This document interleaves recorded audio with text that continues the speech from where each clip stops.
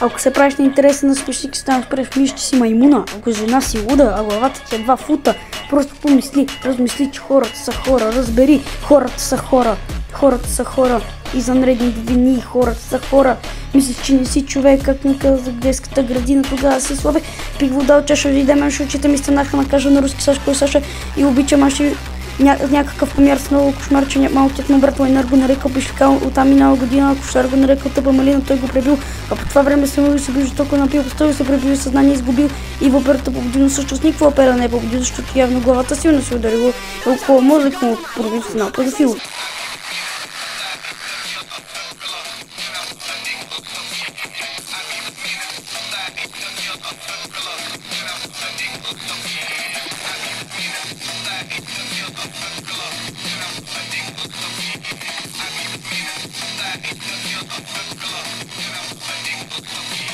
Гледах се за кмет, чаках свой обед.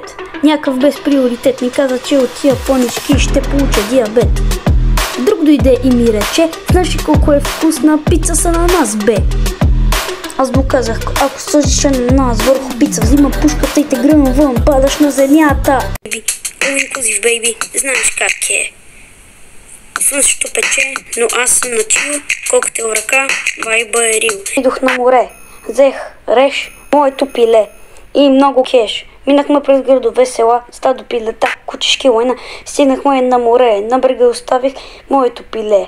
Влизам във водата, нападаме дозата, после ползва пипелата да ми увива краката. Видяха всички се събраха на парад в планината на BTV X синемата в кината. Хвърлихме дозата на произвола на съдбата. Идох в планината, в едно казанче, или храпанче. Много деца видяха това. Трябваше да бягам и да не падна, че този обед. Някакъв без приоритет ми каза, че от тия по-нишки ще получа диабет. Друг дойде и ми рече, знаеш ли колко е вкусна пица с ананас, бе? Аз му казах, ако сложиш ананас върху пица, взима пушката и те гръмна вън, падаш на земята. Ля-ля-ля-ля-ля, отиваш в рая, ля-ля-ля-ля-ля. Махам ананаса, ля-ля-ля-ля-ля. Изяждам пицата, ля-ля-ля-ля-ля. Изведнъж някой на ресторанта щупи вратата и се пусна рататата. Почнаха поудя децата, на Ицо от парка му щупиха колата, на мен ми преобърнаха масата. Дойдоха маймуни, като чуха рататата, почнаха да ядат банани и да пеят мака-кака. Почнах да ме боли главата рататата. Един ми навря колонка в ухото с рататата и му казах, че е суси бака. Изтеглих хака и компютъра му стана на каша. Вече няма как да си пише с Маша. В целият този хаос откраднах кола и си тръгнах от тази суматоха. Отидох в Джиков. Там ме посрещна господин Минков, оня сервитьор, дето иска на клуба да е сеньор. Вместо обяда да ми сервира, той в смях се залива. Накрая го ударих, с него дълго се бих. Накрая го оставих в една кофа. Изпразних му джоба и му продадох телефона. Не че ми пука за тоя, дето не е излезе от своя повертет. Просто искам своя обед. Той си взех пица за вкъщи. Един зад мен яко се намръщи. Той ми каза, че от пица ще получа диабет.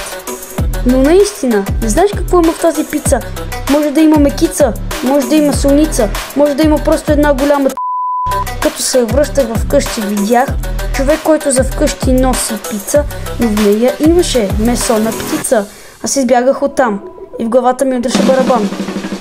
Като се прибрах, новините си пуснах и много важна новина разбрах, че в същия ден на песента Oh Yes Fan намерил пицарията с Кен.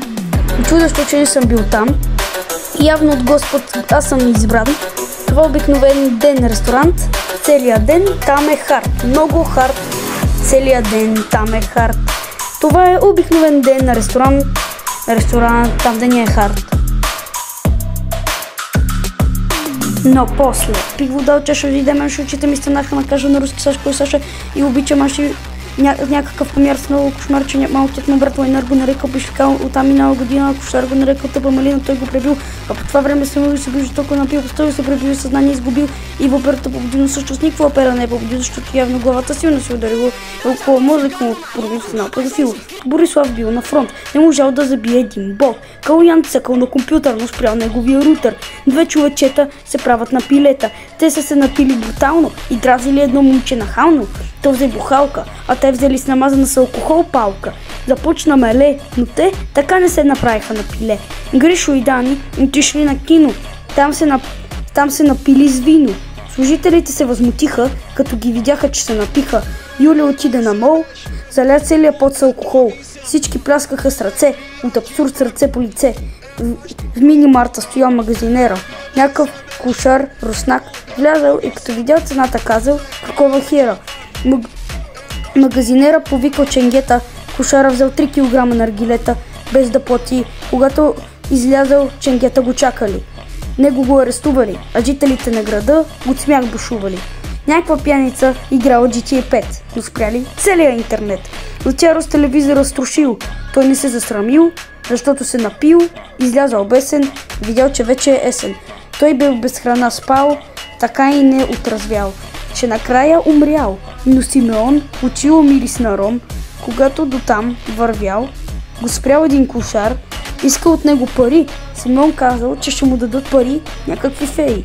Имал пияница в армия на Русия, то е ясно вече какъв е. Пие водка, се прави на котка. На фронта го ранили и убили. В кръчмата пак е лудница. Някой разлива бученица. Пешо си мисли, че е цар, но падна с глава в казан с катран. Гришо си пее на здраве народе. И ченгета го взеха, пак е на моде. Васко реши да играе на нинжа, но вместо меч размаха 2 динджи. Васко се мисли за ганстер велик, но падна по гръб върху стар тамански бойлер стик. Витко на бара поръчва още, но портфейлът му вече нищо не носи. Петър реши, че ще пие с класа, но спа в кинефа с глава в каса. Жоро крещи, аз съм Херкулес, но се спъна в масата, плюс на паркет. Ченгета пристигат, всички навън, но Киро запя им химна на сън. Сервитьорката гледа, че са луди, но сметката никой няма да плати. Стоян и Пешо вървят в зигзаг, крещят на тирове, бибитка и брат. Единият маха, другият пълзи, а шофьорът бесен натиска гъста и крещи. Стоян се спъна, падна в канавка. Пешо го гледа, хайде ставай шматка. Но идва патрулка, спира да ги свар и аз си духнете. Опа, Майя бар!